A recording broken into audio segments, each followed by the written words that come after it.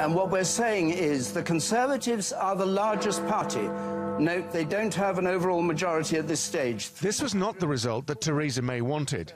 The exit poll predicted her Conservative Party would lose seats and not have a clear-cut majority. And as the night wore on, so it proved. For a Prime Minister who had hoped to deliver big gains, it was a humiliation, and it showed. But for now, she will try and stay on. At this time, more than anything else, this country needs a period of stability.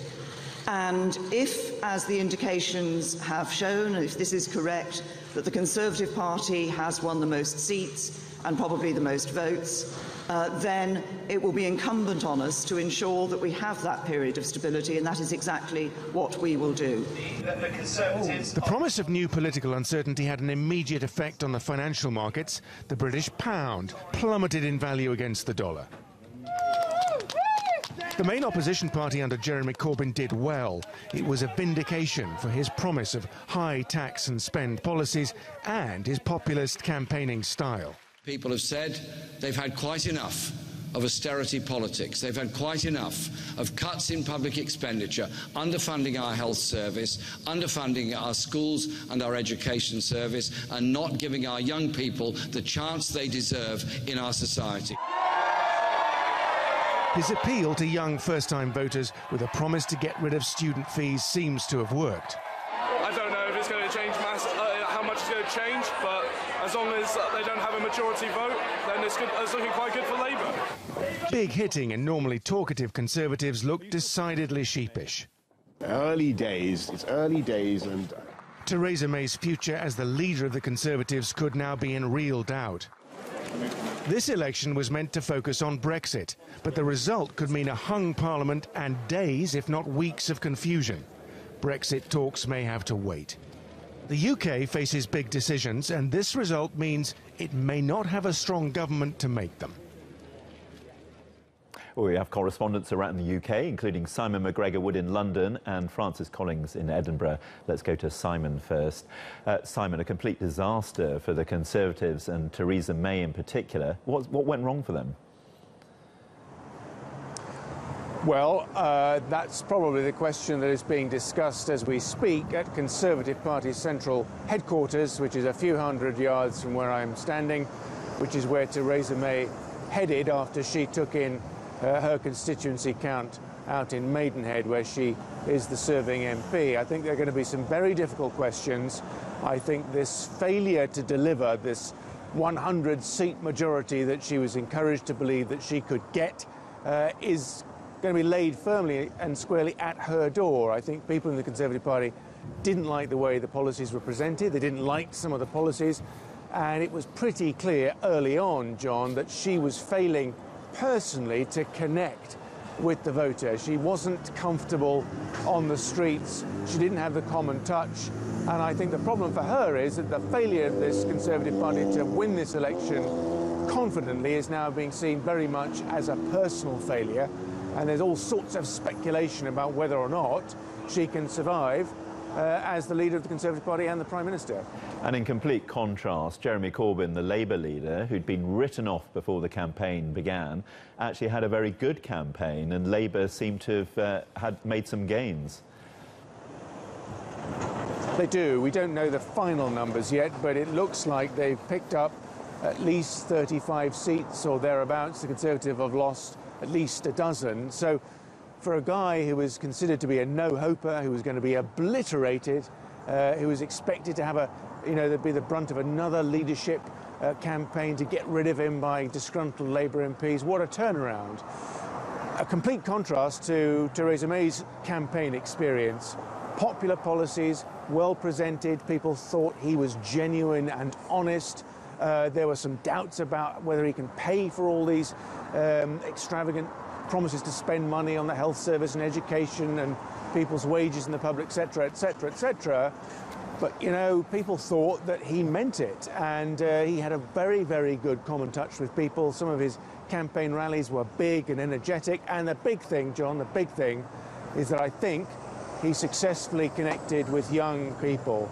Young people were drawn to his message. There was a big drive to get young British voters registered for the first time, And unlike on previous occasions, young people appear to have got out and voted. The turnout has been quite high, and I'm sure that Jeremy Corbyn and the Labour Party generally have profited by a good, healthy turnout of new, young voters who overwhelmingly supported him.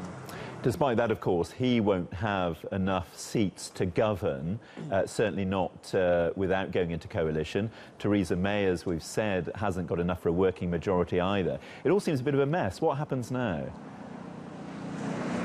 It is a mess.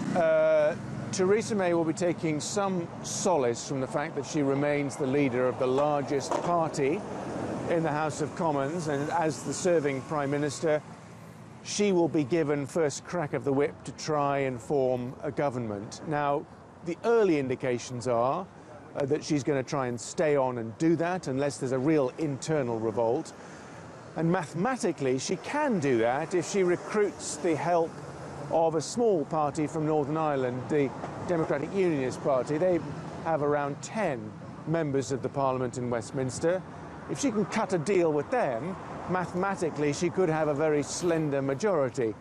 But it's hardly the majority that she wanted to take into these Brexit negotiations. It's hardly the strong and stable government she promised the British people at the beginning of this election. And one note already from Europe, there is talk from the Commissioner, the European Union Commissioner for Brexit, a man called Günther Oettinger. He is quoted this morning, John, is already suggesting that he doesn't think the Brexit talks, which are due to start on June the 19th, will start on time. No surprise there. Indeed. Well, thank you very much for the moment, Simon. Let's cross to Edinburgh, where our correspondent Francis Collings has been following the results. The Nationalists in Scotland appear to have lost seats. This presumably means that any second referendum on independence of Scotland is now completely off the table.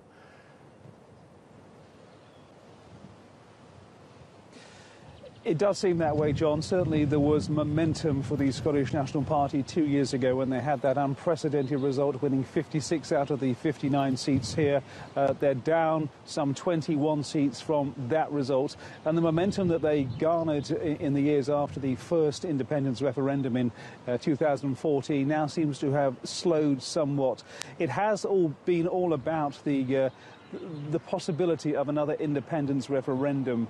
When you've looked at the politics here, when you've spoken to the people, a lot of complaints from some people saying that the Scottish National Party had ended up being a one-trick pony. This is all that they really seem to have, and don't forget they are the governing party in the Scottish Parliament behind me. Likewise, members of other parties were saying that that it was being discussed a lot by other parties as well. Now, the Scottish National Party themselves, they're claiming victory. Don't forget they are the largest party in Scotland as a result of getting these seats. Even though they are 21 down, they have 35. Even when the results were starting to filter through a few hours ago, and we were at the count at the Meadowbank Sports Hall, not far from where we're standing now outside the Parliament, members of the SNP were saying, well, this is a win for us.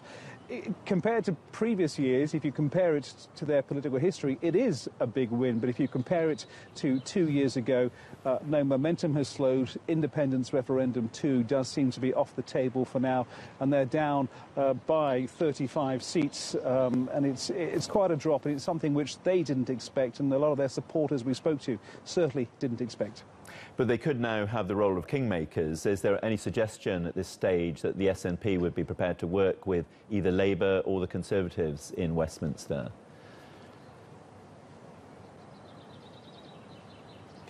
Well, the noises coming out of the headquarters of the SNP, certainly from the leader, Nicola Sturgeon, is that we've been up all night. There's a lot to talk about. There's a lot to think about. We'll be getting some sleep. We're not going to be making any rash decisions, but it is a complicated scenario in Scotland. I mean, there's been a surge for the Conservative Party, not, of course, mirrored across the rest of Britain. They've had a very clear-cut message with their leader, Ruth Davidson, in that they didn't want another referendum, independence referendum, to be held at all. Their message has been quite clear, and they, of course, have done well. But the SNP are saying no decisions for now.